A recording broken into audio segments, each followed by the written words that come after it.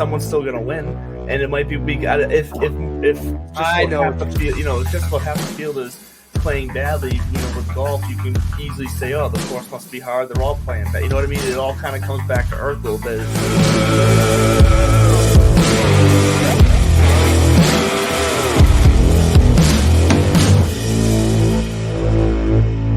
Sergio has been like, I can't wait to leave this place. Rah, rah, rah, rah, rah. Yeah.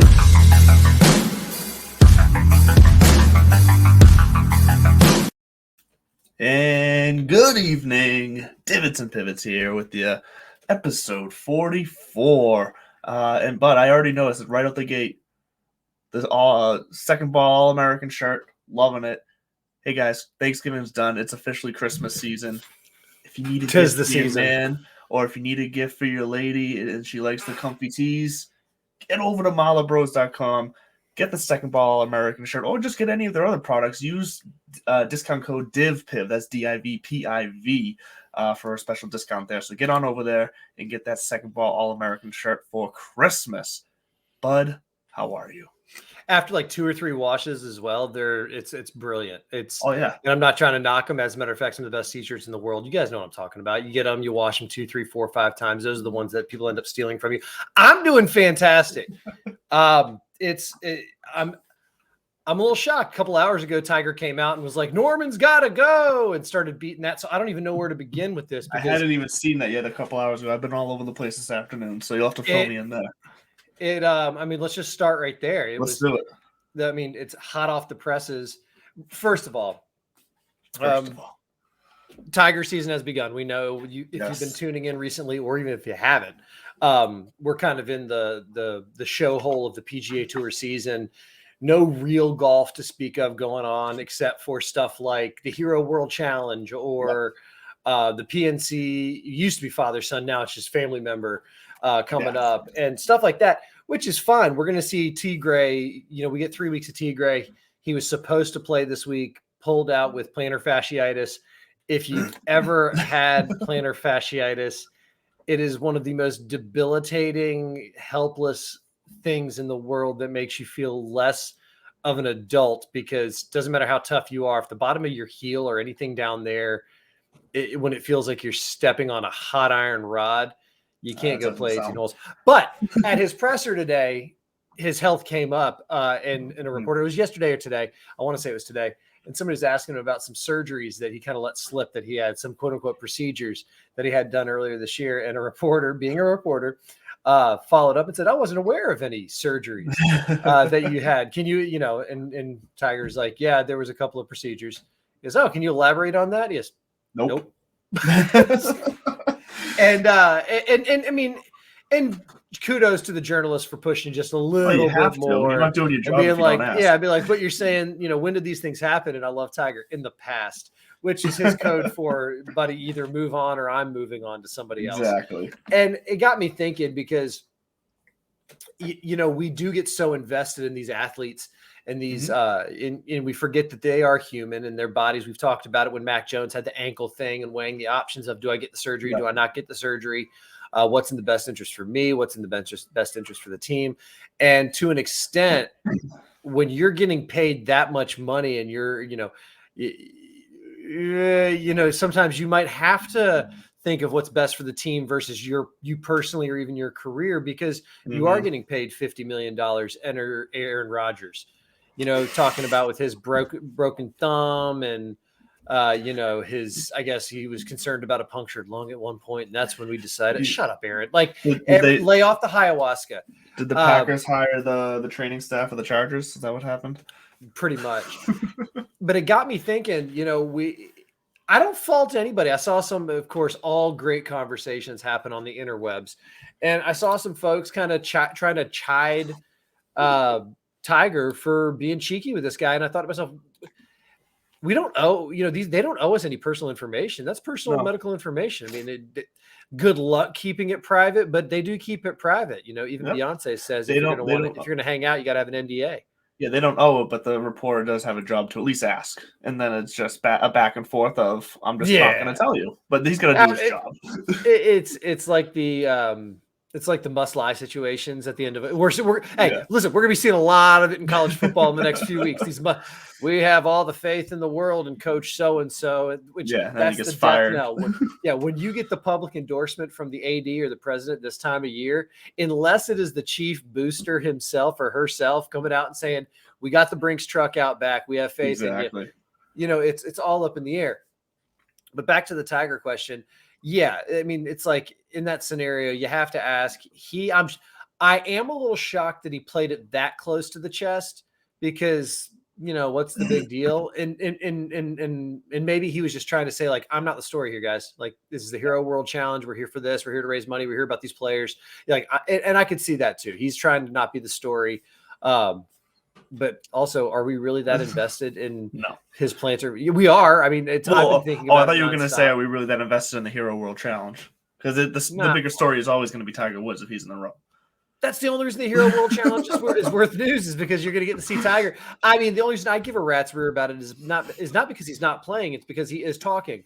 I mean, as long as he is the needle, 15 mil just for having a heartbeat at this point for the pit money. But the needle moved even more earlier today when he came out and pretty much said what Rory said a few weeks ago, which is kind of what we've been alluding to here. The soothsayers that we are, is that coexistence with Liv is within grasp, and future, you know, and more signals point to that because the host of the Mayakoba, I think it's El Cameroon or El Cameron or whatever, El Capitan. It's not El Capitan, but the Mexican course that has hosted the Mayakoba for the last few years is just jump ship. They're going to host the first live event in 2023. So that's a big deal because you finally do have this standard.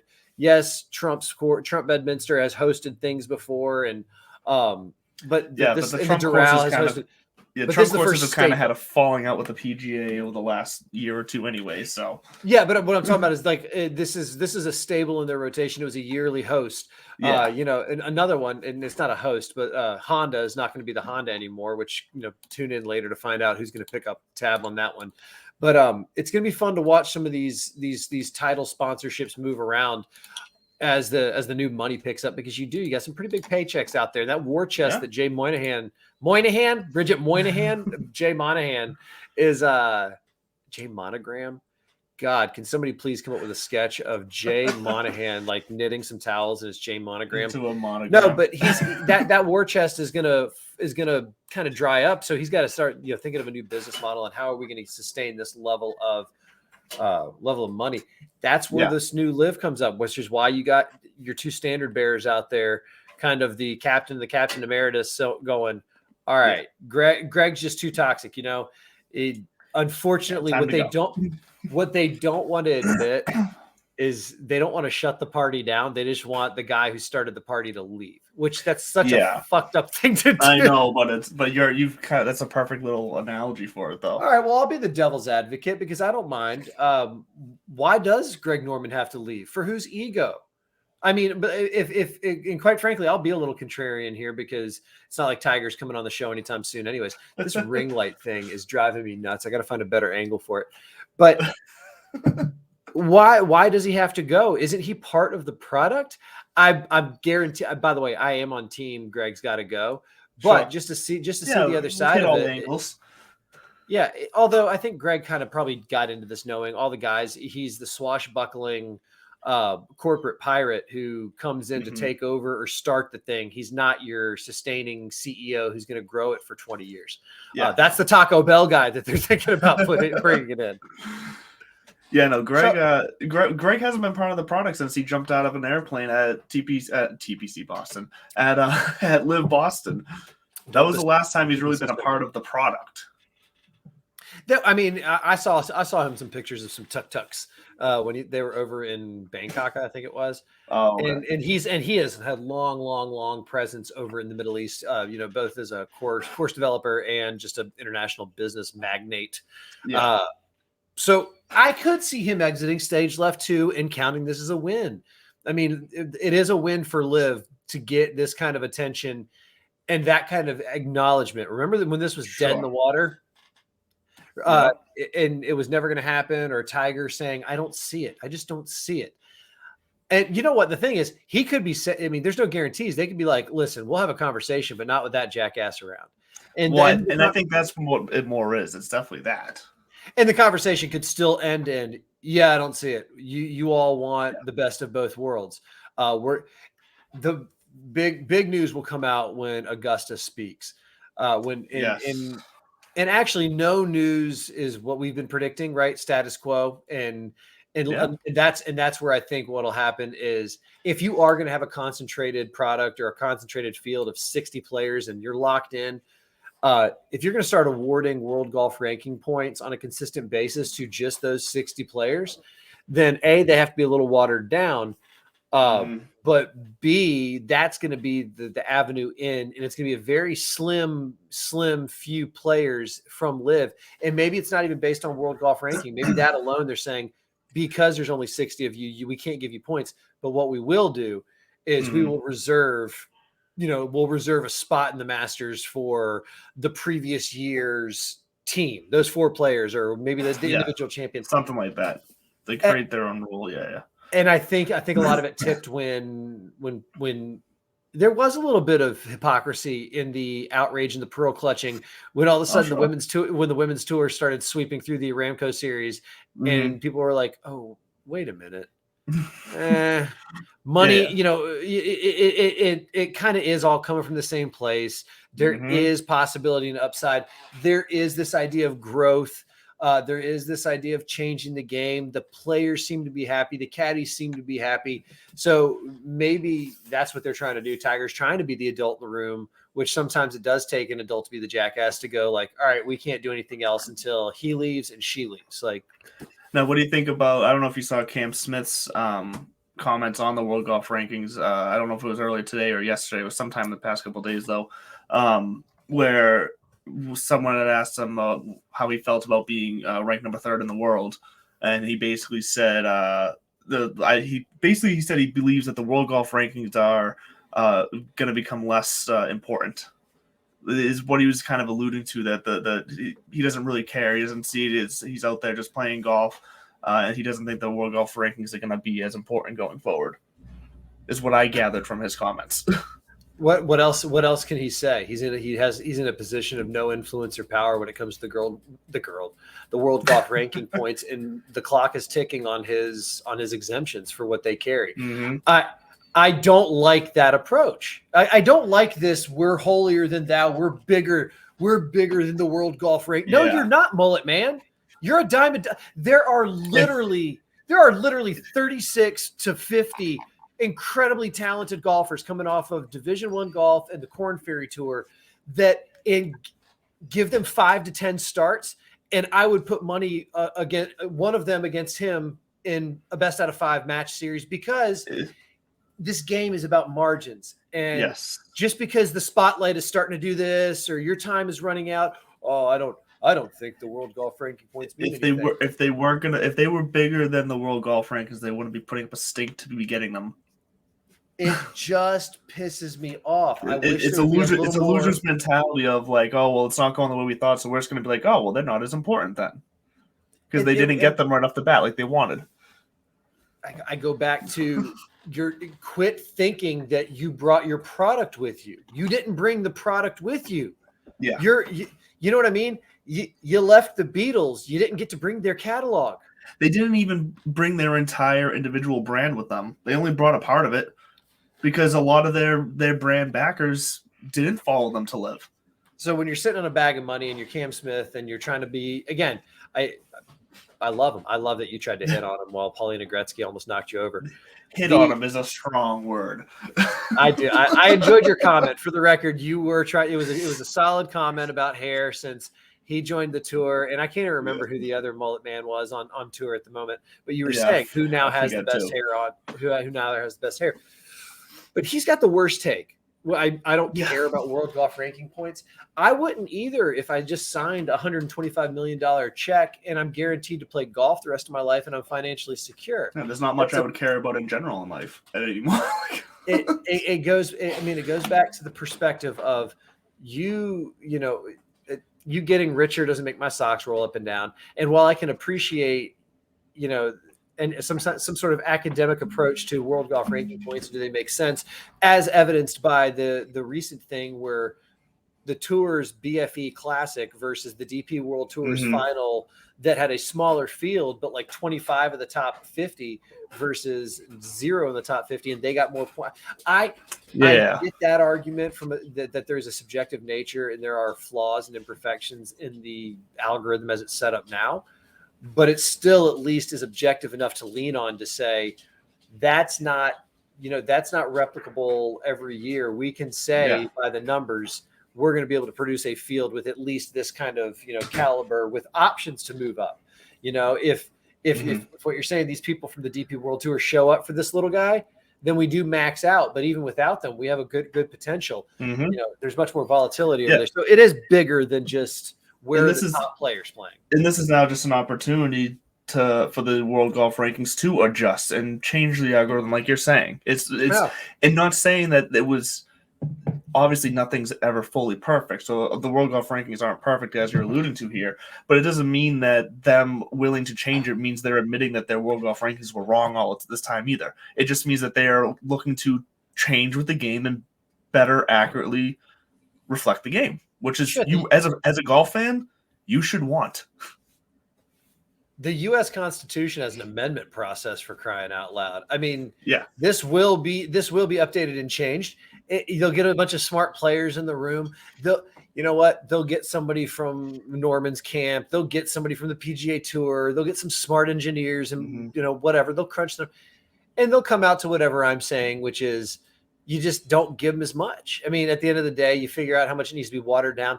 It's another mini tour for now. Yes. And you enter it in like a mini tour. And if these players are who they say they are, then they'll crank out these wins and they'll start racking up the points and they'll maintain some position. They'll level it out. And they'll go earn some more points in the majors. That's where I would like to see the bridge kind of quicker, sooner than later, is the acknowledgement from, not the acknowledgement, but it's just the PGA and Augusta, because I do think the USGA and the RNA are in solid positions to say, listen, your tour is too small for us to guarantee spots. So you can either go through open qualifying like everybody else, or they do have a world golf ranking exemption for those majors. So there is an avenue there. I think Cam Smith, DJ's the only one who really seems to be, and I think he's got a good solid equity slice in this, and that's why he seems to be the only one who's just made his peace with it top to bottom and hasn't really griped at all. Everybody else feels like that Brooks Koepka is another example of the Brooks Koepka that went back to back with all these majors and this, that, and the other, and was the Brooksy Bryson, blah blah blah blah blah. That was all in a certain environment, in a certain context, with a certain cast of characters. You've changed theaters. You've changed, types of production. You've changed all sorts of things. You can still put a good product out, or an entertaining product. I don't want Hardy to get mad at me. Let's not do that. But it's an entertaining product that has potential. And who knows? Maybe they will get some more eyeballs. Did you catch any of Fox Sports today with the USA and Iran? I don't know if you saw. I saw it. The press conference. I would say the press conference before the reporter called out. I'm forgetting now who it was now. I forget who it was that he called out, but he called out one of the U.S. players about pronouncing it wrong. So now I've all day I've been walking around saying to myself, Iran. And better yet too. I don't want to. The guy, and again, I'm trying to be empathetic here and think to myself, if I'm an Iranian journalist in this, maybe you got to lob this grenade and try to stir the shit pot a little bit. They were still pissed about the flag, which I don't know. Of course, I don't know how that got approved. Like, I get what they were trying to do, but how does somebody not say, well, wait a minute here, we are defacing somebody else's flag? Like, who, like, how does that get through enough people to be put on something global?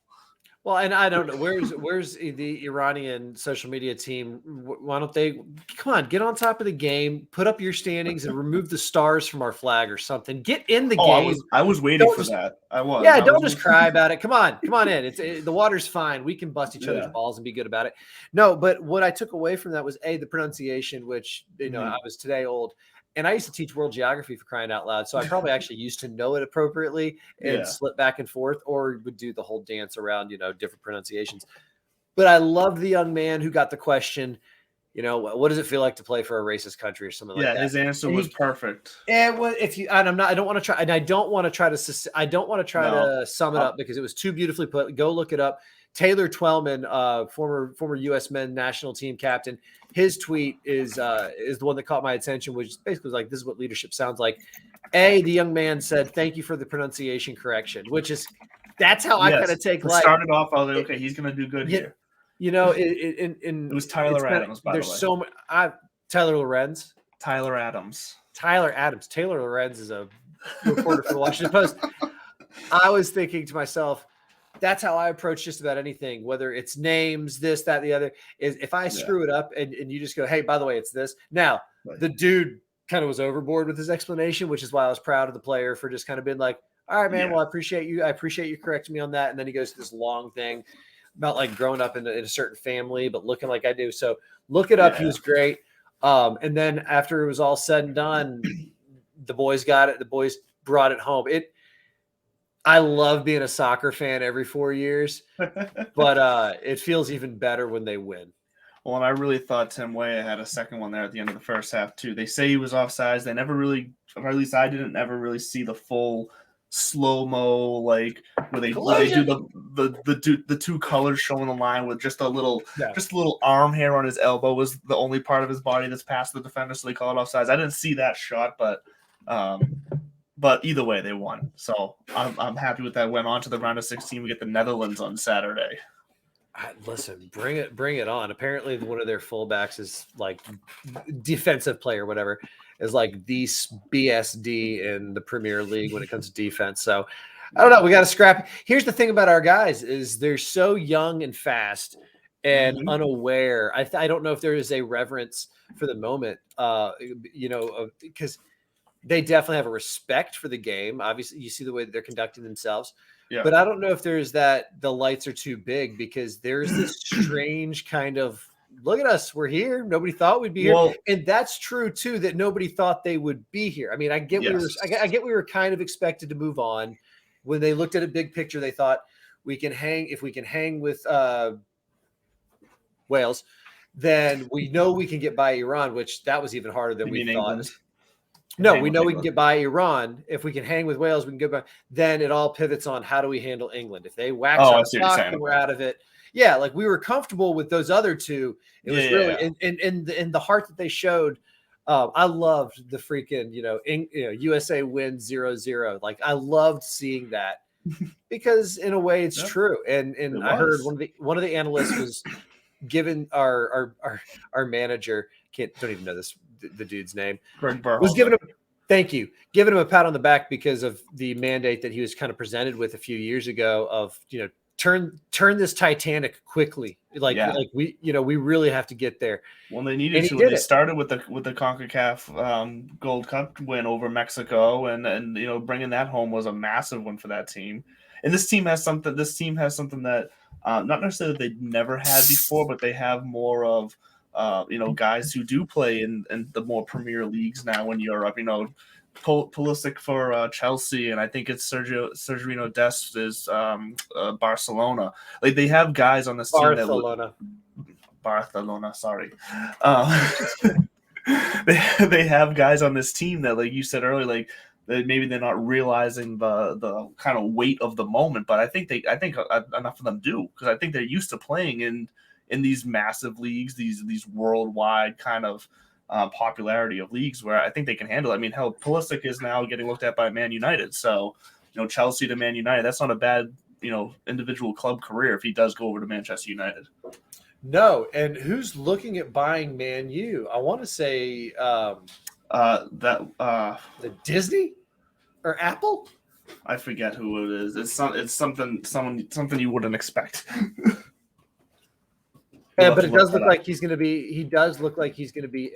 Apple should buy Manchester United. That's what I was saying. Who will buy Man U? How much would it cost? Is Apple going to buy it? So there's just Apple is reportedly not interested. Okay, yeah. So that people will just throwing spaghetti at the wall and hoping it sticks.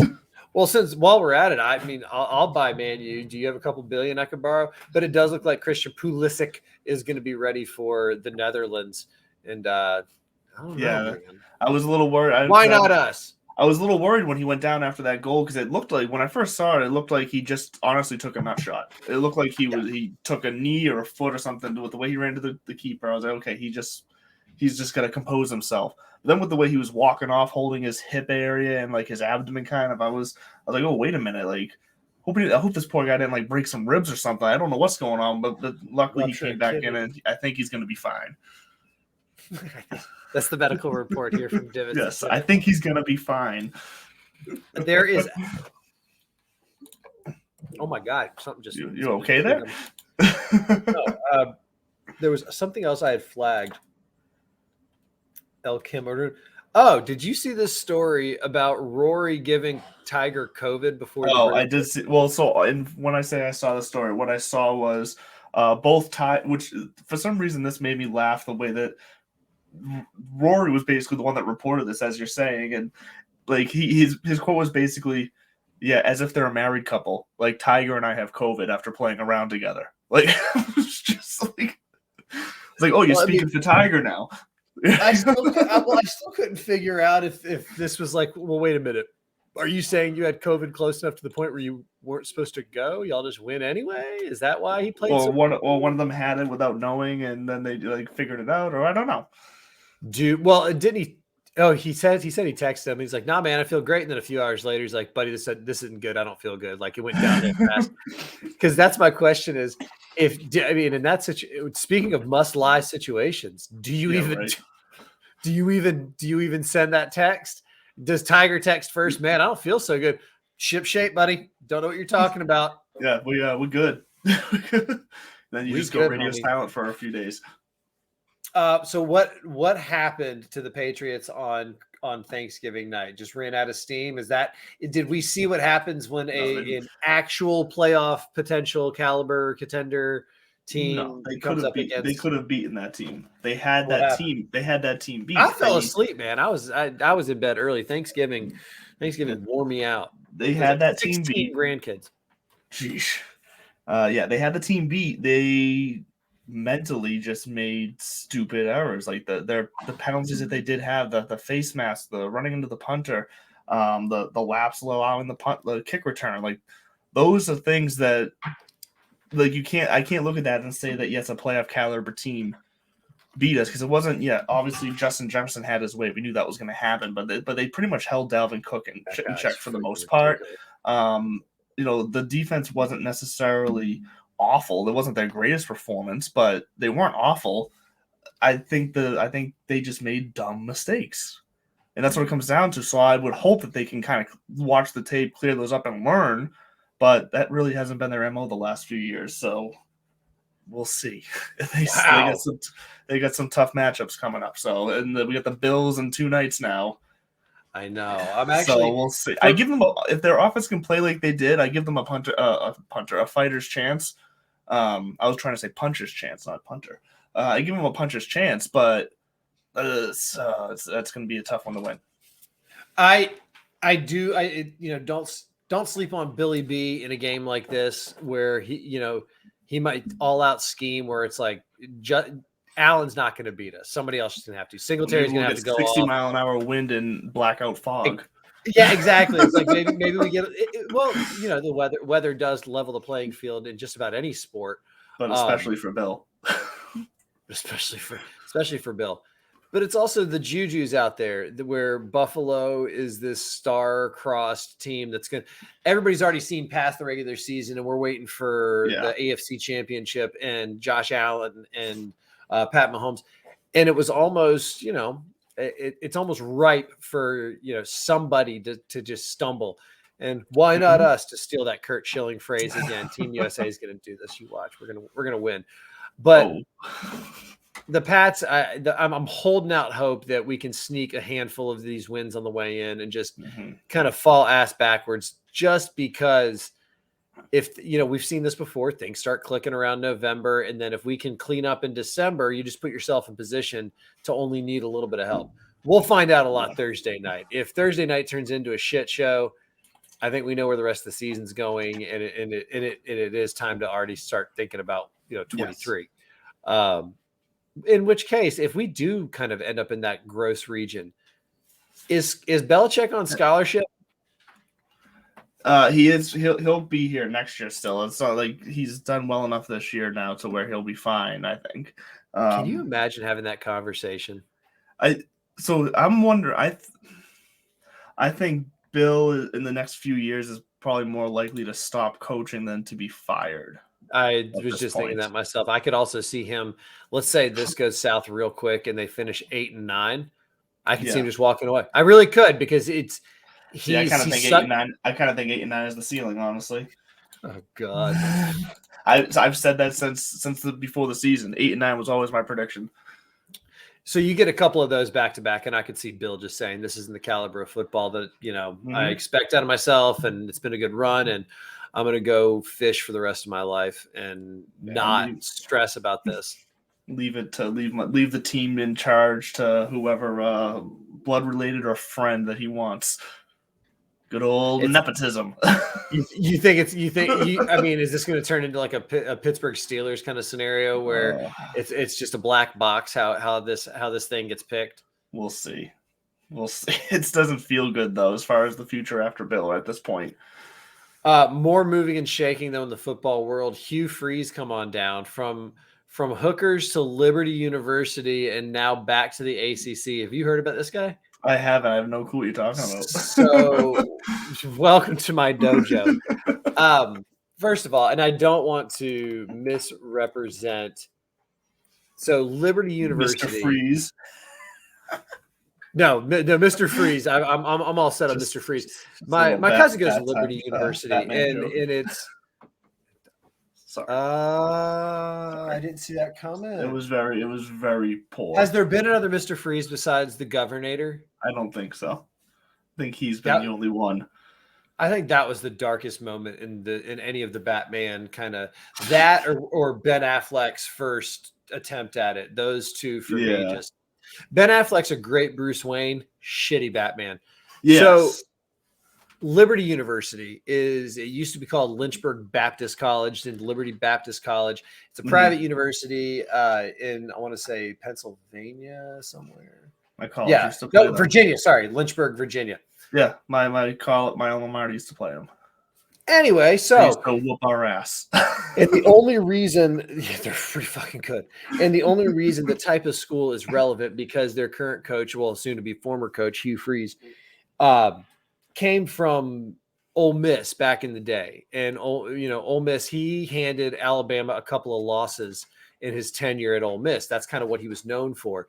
Yeah. And then he got known for, long story short, involving himself with hookers and using the company's cell phone to do it. And it's kind of like, doesn't anyone learn?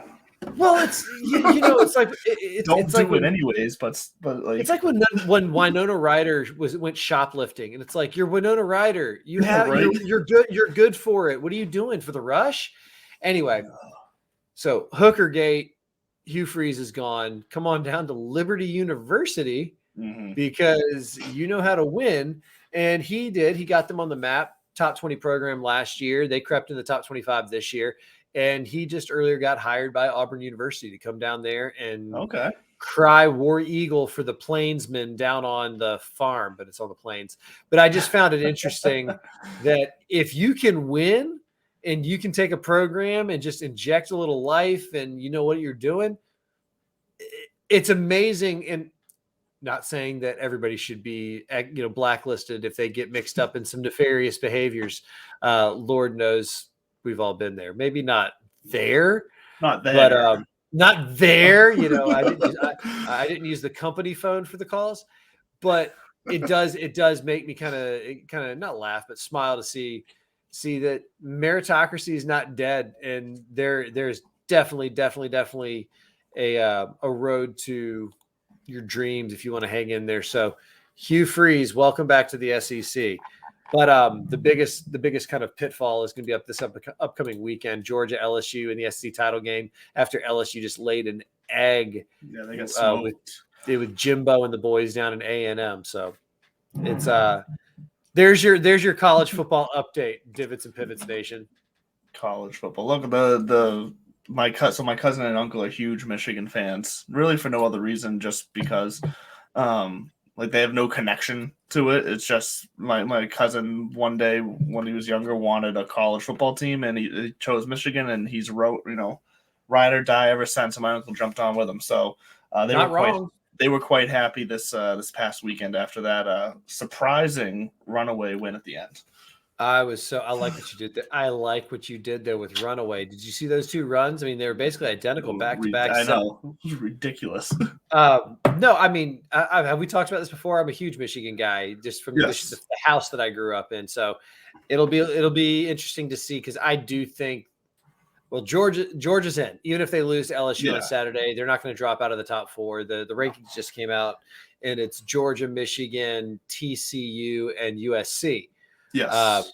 I do think if TCU loses, they're going to bounce them real quick and bring Ohio State back in. Probably. Unless Michigan loses. But even if Michigan loses to a bumfuck Ohio, I think it's still I think you're still right. Michigan would probably just drop back to 4. Mm-hmm. And TCU would still be the odd man out here. I think Michigan and Georgia are in, period, especially after Michigan just walked into I would think so, yeah. And I think TCU and USC are, win and you're in. Ohio State is obviously going to be the first one back in. And they're going to be itching for a reason to put Ohio State back in there too. You know that. Why though? Why? I mean, just want the ratings. They are dreaming. They are dreaming of a Michigan-Ohio State national championship. Dreaming of it. I get it. I think it would raise. It's just carrying so much hate in that rivalry right now. After there was so much trash talking over the past week. I know there always is, but I feel like it would.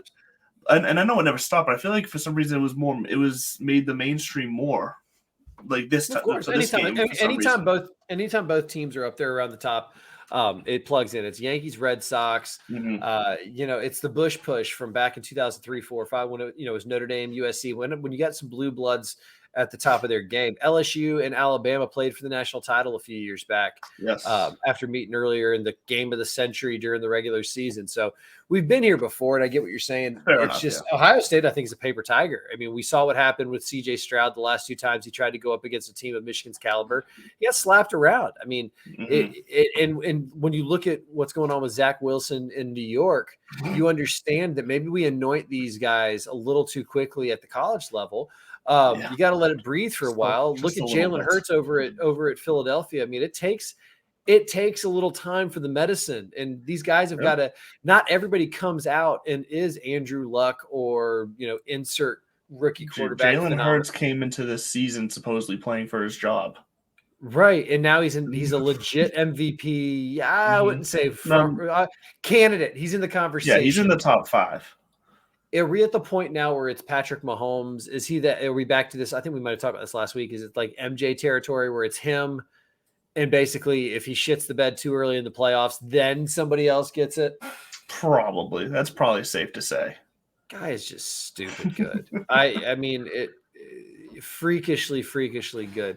I like that you got Kyler Murray down there in Arizona going, I can do that too. And it's like, no, except you haven't. You haven't. The memes of him and the size of his head are mean, and for all the right reasons. Mean memes. Speaking of mean, real fast here, earlier in the show, Jason from TSS, our good friends over there, shitting on my golf game a little bit. That's fair. Not that he's ever seen me play or anything, but this one specifically made me laugh. Blackbeard's Bend sounds like a gay porn. So if you like that, if you like TSS humor, that comment there's much more of that to come at 9:00 over on TSS Fantasy on YouTube. Check it out. You will get a nice little 2-minute look at Sophistication Station with myself as well for some waiver wire pickups for the playoffs coming up. I am officially now mathematically eliminated from my home league's fantasy league with a 1-point loss this week, which crushed me. It's going to be the first time I've missed the playoffs in a few years. What would have made the difference? Let's play a little Monday morning quarterback on Tuesday night. If Pittman hadn't caught that last 8-yard pass. You know what? This is gonna be a new segment. Monday morning quarterback on Tuesday night. We're gonna talk about fantasy regrets from the weekend. Yeah, I had a 28.8 lead point lead going into the Monday night game, and my opponent had Najee Harris and Michael Pittman, and Harris did nothing outside of that touchdown, and then he got hurt. So then I was like, okay, he's hurt. I don't have to worry about any more points from him, and fucking Matt Ryan's throwing the ball to Michael Pittman, so we're all right there. And then, so the same thing, I was kind of dozing off during the game, and then I woke up at one point, and there was a couple minutes left, and I hear the Michael Pittman with a catch for 8 yards, whatever it was. I was like, I bet you that's not. I just need the game to end. And then I looked at my phone right after the game ended. I was like, son of a bitch. I lost by 1 point. It might have even been less than 1 point. Brutal. Fantasy football is the greatest thing in the world. Brutal. So this upcoming weekend, actually, you're making me miss kind of the traditional fantasy setup instead of this weekly game. I love the league that I'm in because it is mindless. But at the same time, I'm getting pissed off at not. There's some consistency and there's something fun about it. But I've got a 2-year-old, man. I don't have time for this. Not to mention PGA Tour fantasy is right around the corner, and I got to open up my dojo so I can reschool you in that again. I can't. No. I'm bringing it. I underestimated you last year. I'm bringing it. Oh, well, then I'm just going to start. All right. Here we go. I got caught up in teaching you the ways. Now you're on your own, and I'm going to take you to the bank. I did hustle you a little bit. I hustled you. Oh, boy. But with the clock, we started this whole roundabout. You were asking about Cam Smith. Yes. And I got really pissed off because his whole indifference to the world golf ranking points. And again, it goes back to this idea that you walked away thinking that you were still playing the same game, but now you're just, you're just playing a money game. I will call a truce with Pat Perez at this point after seeing some. Well, two things. I gotta know what Phil Mickelson did to piss him off that bad. I mean, the words that they're using is he crossed and other people who are in the know who are speaking anonymously are like, let's just say it involved wives or a wife. And, I don't know if it was a comment or an action. I don't know. I'm thinking in my mind, I think it's a decent proposal, right? I think in Phil just blindly one night, they're all just chilling there. And he just goes, $10 million for the three of us to go back to my room. Yeah. And it's that. And I want it to be something that kind of, I want to say innocent because that is relatively not much innocent about that though. In the action, the proposal, come on! Who couldn't use the change? Obviously, Pat jumped at the money. No, but after seeing those interviews and those comments, and for him to come out and put it in perspective, which you and I have respected this perspective the entire time on Live, he says, I was on the tour for 25, 28 years, whatever it was, grinding my ass off every year. He wasn't griping about doing it. He was saying it almost with this source of pride. He goes, and here I've got a chance to make more money doing the same action. Yeah, it's instead of building railroads, do you want to come up and put street signs up? It's and you want to pay me how much? So I'm calling a truce with Pat Perez. I still don't know what's going to happen with Phil Mickelson. What struck me was when Zach was on a couple of weeks ago, Zach Halfin from the New Yorker. Again, if you haven't read this piece about Liv and how he got up close and personal with some of the folks there, go check it out at the New Yorker. Zach Halfin, and just Google it. Liv golf. It's a phenomenal piece. But when I said what triggered it, and he goes, honestly, it was Phil's comments in Shipnuck's book, about That's right. the Yes. scary MFer. And he goes, because that really piqued his interest of like, you're talking. I think I would love to know from Phil Mickelson, given a mulligan, do you take it here? And obviously he's come out and said, yeah, he would have. Because he's even looked back and been like, all right, maybe I did say some things out of school on the record. And those are two different things. And journalists and reporters and authors take that shit very, very seriously, which is why I want to just give the deference to Alan and say like he probably did it right. I mean, those guys don't get to where they are by screwing over subjects of stories. There is that level. There's the code there for a reason. Yeah. There's a reason there's bloggers and then there's journalists. And if you're a journalist, you are following a certain code, in practice, in theory. So knowing that was the game that he was kind of stirring up, and we've seen some fallout, businesses who've decided to part ways with longtime partners, and that even stirs up the kind of, well, really, if you're going to play the moral game, do you understand who you're in bed with? And that company has bases over here, and we're seeing it again with the World Cup this week. A journalist gets stopped at the gates for an hour and a half, 2 hours, 3 hours for the rainbow flag around a soccer ball when they were told you're not going to be hassled, and the security guards are doing. Yeah, there's a lot. And what I'm getting at is the one common thread through this is sport. And when sport is supposed to be, again, I think I've said it before, it's from the French word d'esprit or whatever, which means kind of like an exuberant show of entertainment or spirit. It's supposed to be a distraction. And when we let it stop being a distraction and we inject the outside into it, and that includes the players, guys like Cam Smith, keep your personal political beefs with the governing bodies out of this, and you'll earn some more fans. You'll get some more followers out of it. Be who you are. That was dope. That was fun. I had so much fun over there, and it was a great challenge. And it was so much fun that I thought, are there other challenges out there in the world that I can face? Are there other, dragons that I can slay? Be a creator. Say I'm a golfer and a creator. We're trying to play. But this self-righteous BS about we're still just like them over there. You're not. Yeah.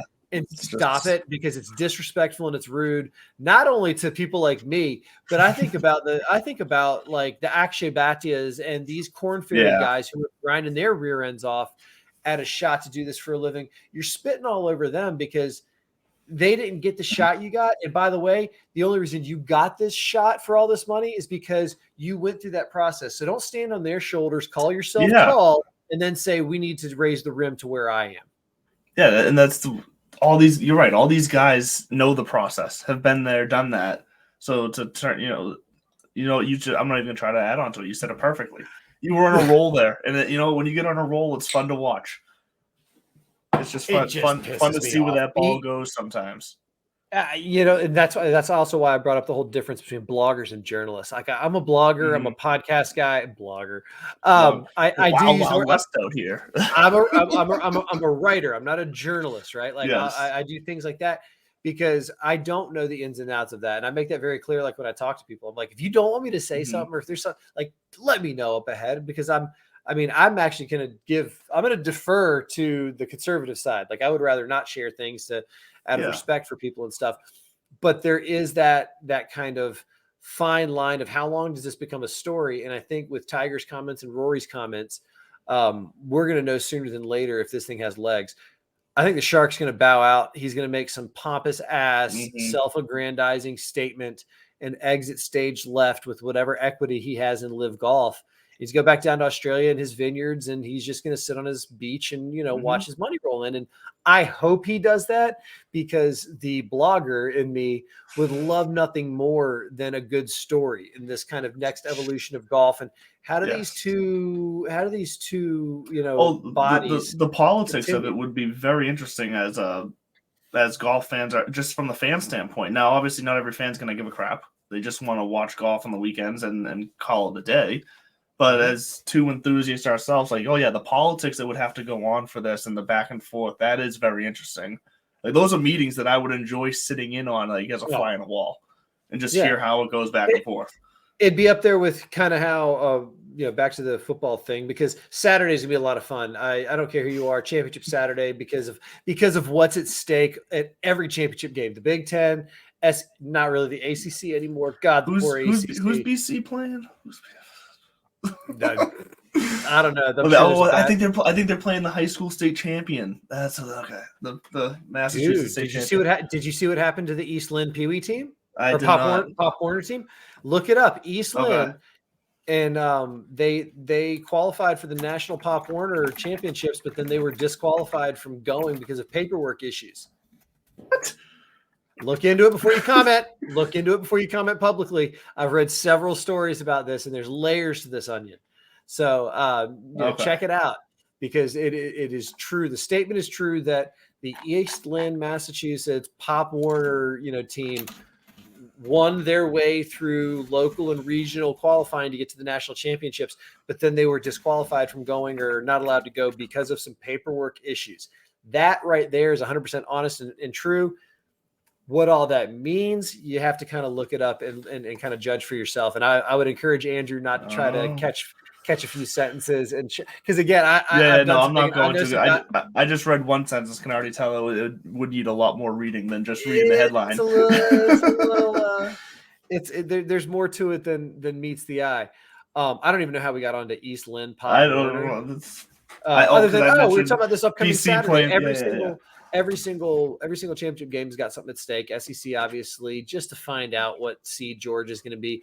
Big Ten, because if Michigan loses embarrassingly, they might say, see you later. You had one good shot in the arm. Come on, Ohio State, you have a better body of work.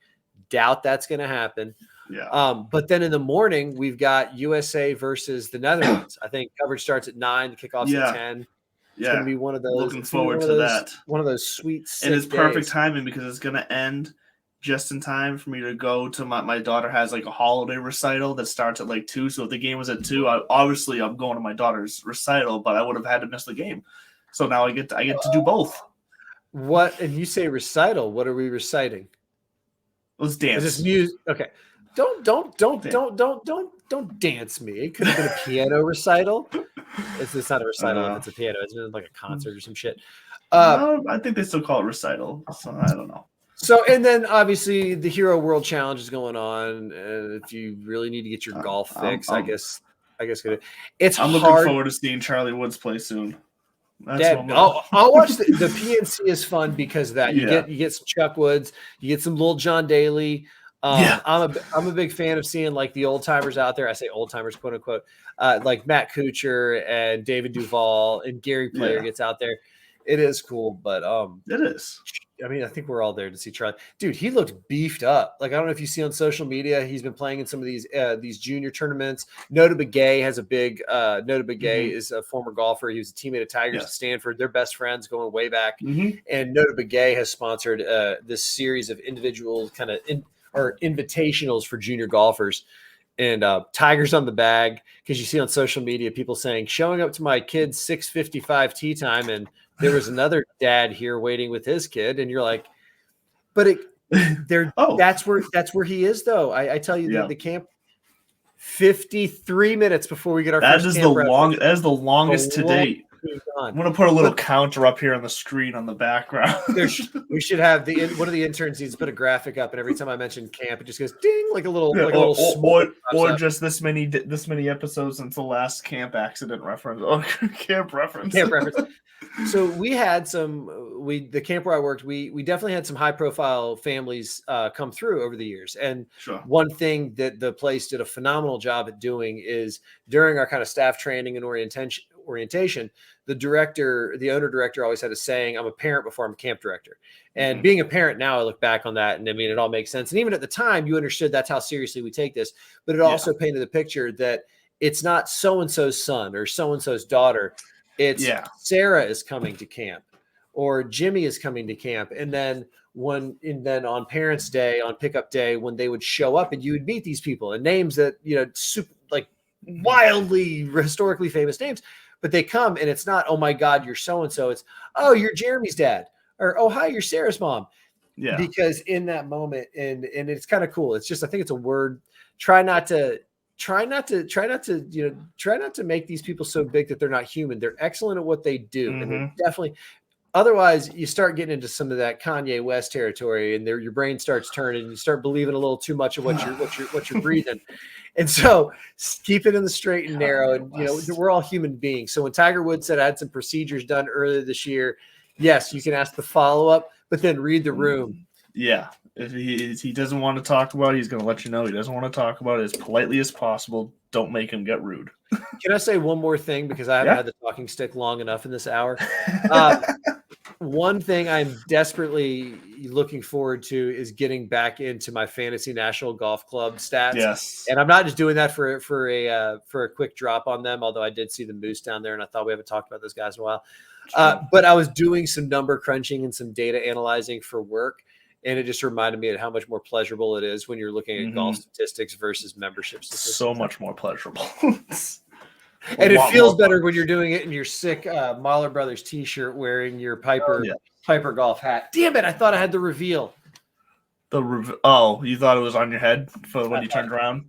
No, I thought it was just right behind me. Oh, what are you doing?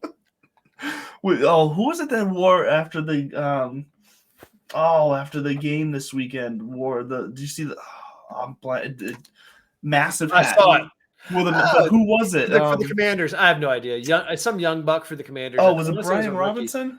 Yes, it was Brian Robinson who wore it. Yeah, had that massive oversized hat. By the way, I love it, and I almost think that every NFL team should have one of those. And if you get the game ball, then you have to wear that to your presser. I think that should be.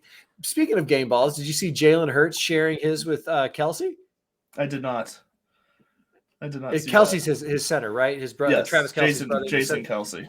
Thank you. I was searching for the first name. I was like, it's not Travis. Don't say Travis. It's Travis's brother. Yeah. But it was a cool moment. Another thing you got to check out is a cool moment where Jason's sitting there holding the game ball, and he kind of looks at it, and Jalen's like, without him, I'm nothing. Like, it was cool to see that kind of pitcher catcher, center, that relationship. But Jason Kelsey's like, I don't know, man, 17 years or whatever. It's like the first one of these I've ever gotten. And it was like wait a minute, what? Well, because it's how many game balls are going to these linemen? When the center goes down injured, the whole offensive line tends to fall apart for a little while. Yeah, we saw that with David Andrews and the Patriots. Exactly. So you're right. They should get more. So good for Jalen Hurts. We're gonna start that movie. Much more likable than Zach Wilson. But anyways, I just love getting any Zach Wilson digs I can get in.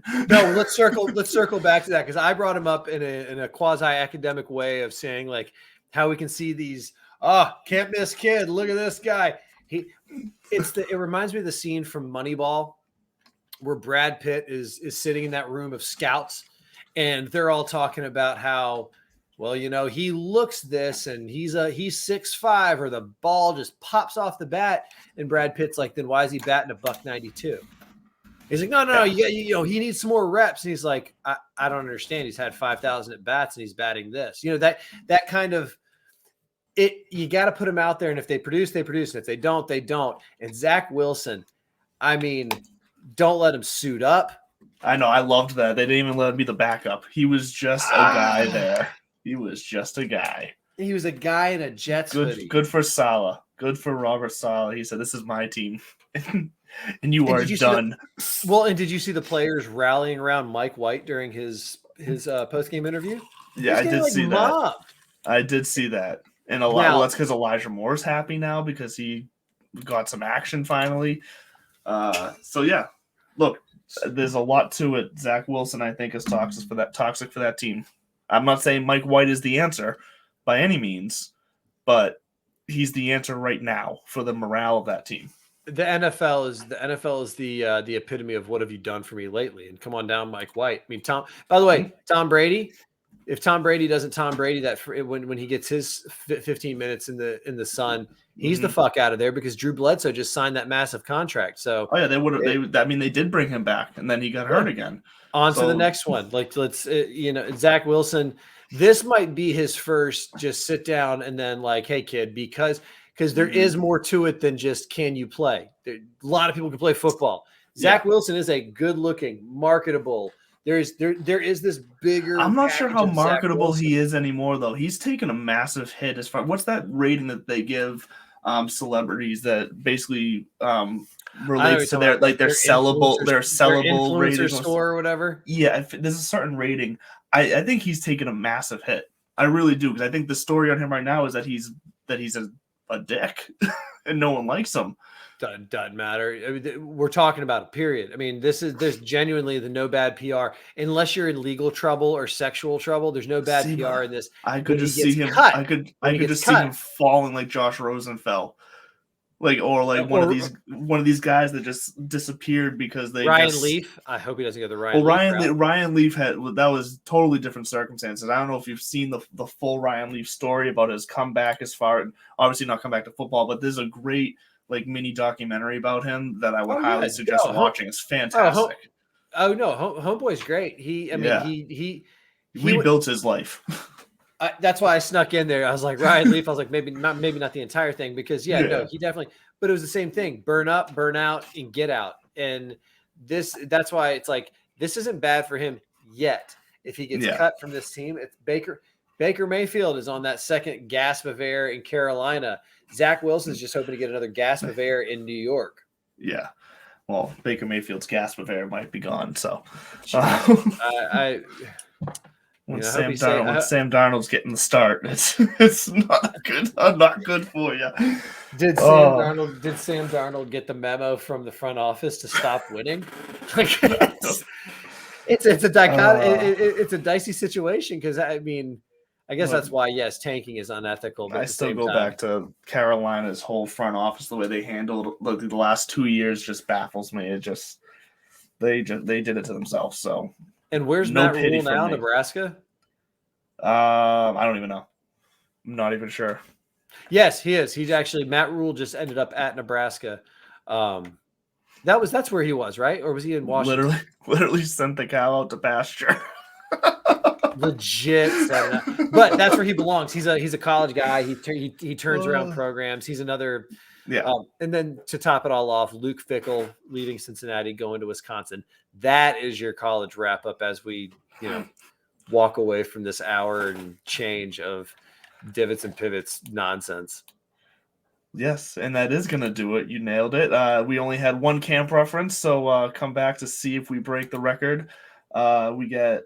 Can make it pat. Look, 53 is the new mark. 53 minutes. Let's see if we can get later in the episode next time.